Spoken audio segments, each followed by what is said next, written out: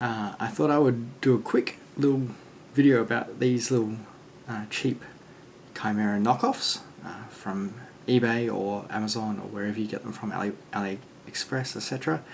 And just some brief thoughts on it, and I can't be bothered typing it out, so here it is in a video.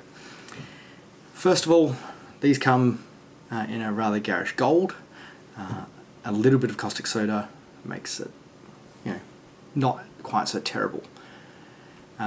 And they're not actually that bad quality. They're based off the E3D schematics, so they're a fairly well-rounded design. But there's a few differences to the E3D ones, and I'll just go through a few of them now.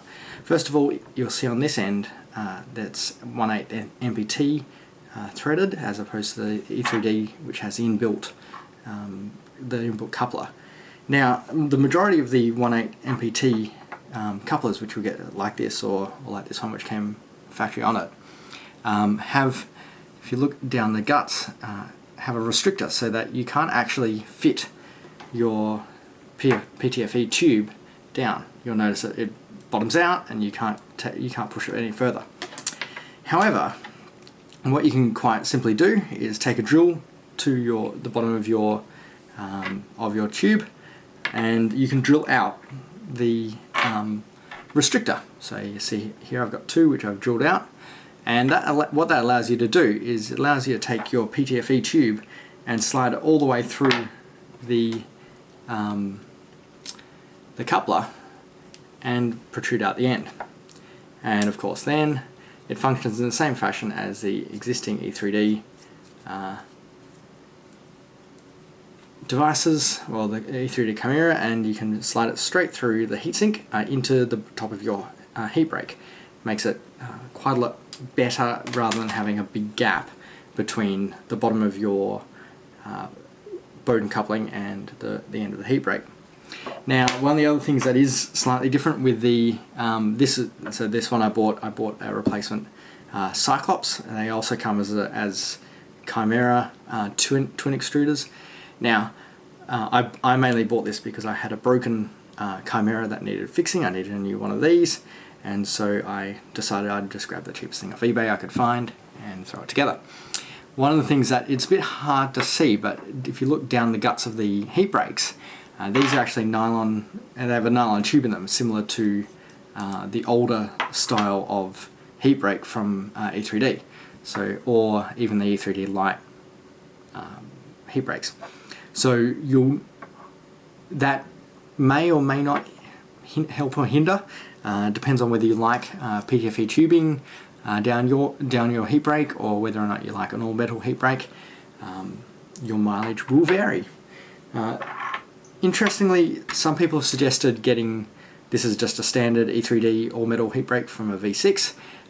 Some people have suggested getting these and simply just mounting them into the bottom of the Chimera heat block, or the Cyclops heat block.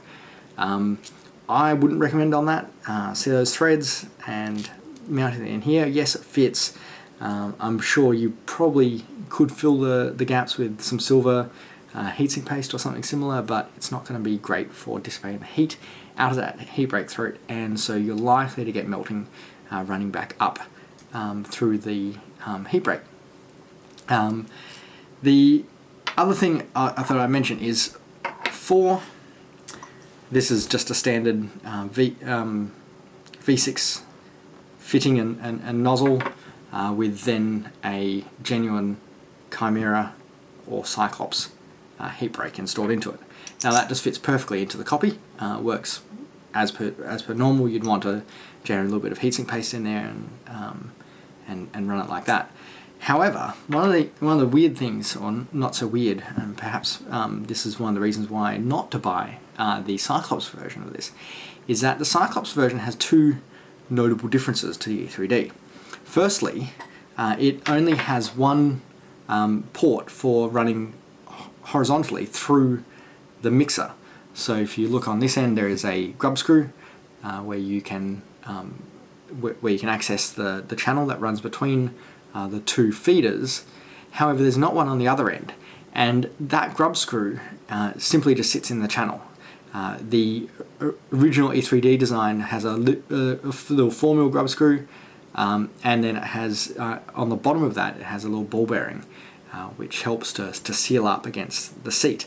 There's no such thing in this, and so you're likely to get a little bit of extrusion, a little bit of filament, extruding out the side of that grub screw. PLA and ABS under pressure will go almost anywhere. Similarly, this nozzle has no seat to seat it against. It bottoms out on the shoulder of the nozzle itself.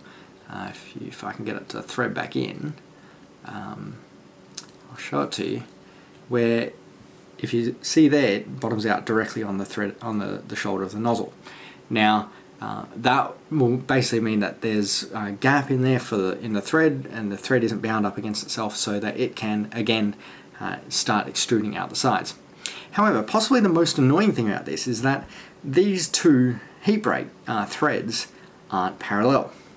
If you notice here, it's a bit hard to see here. I'll try and put a photo in.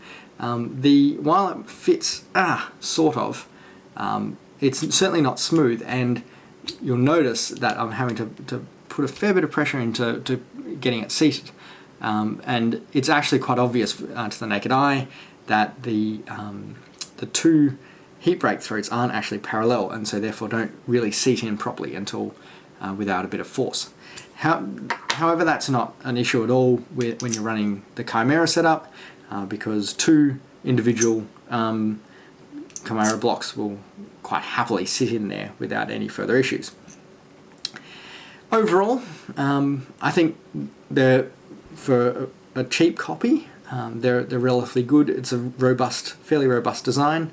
It's a little bit frustrating that they ship them by default with PTFE lined heat break throats.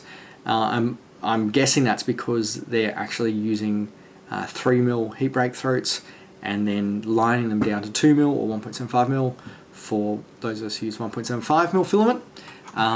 But so be it. You can always use the genuine E3D ones, which will probably give you a far better result. Same thing goes for swapping these around to volcanoes as opposed to V6s. You'll be able to do that quite easily. As I said, a little bit of caustic soda makes this all a lot cleaner, and drilling out the bottom of those couplings means that you can run your PTFE tube off the Bowden extruder all the way down into the top of your E3D throat, like so. And so then you end up with a much more robust coupling. That's about it. Would I buy it again? Probably.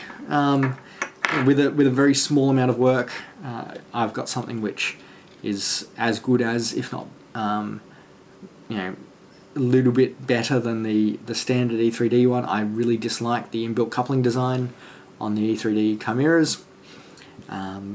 It's finicky and it's annoying, and especially because it's flush with these mounting points here. Anything that is clamped on top means that you have to fiddle around trying to get the sodding PTFE Bowden tube out, and then you end up pulling it out and it starts to wear on the aluminium heater block, and suddenly you end up, which is what I had, with the heater blocks, the clamps falling out, the inbuilt clamps falling out. And once they plug out, you've got not much option left except to run a tap through it and tap them out to 1.8 MPT. Anyway, other than that, it seems to be pretty well made. E3D did put the specs online. The Chinese factories seem to be able to copy it fairly well.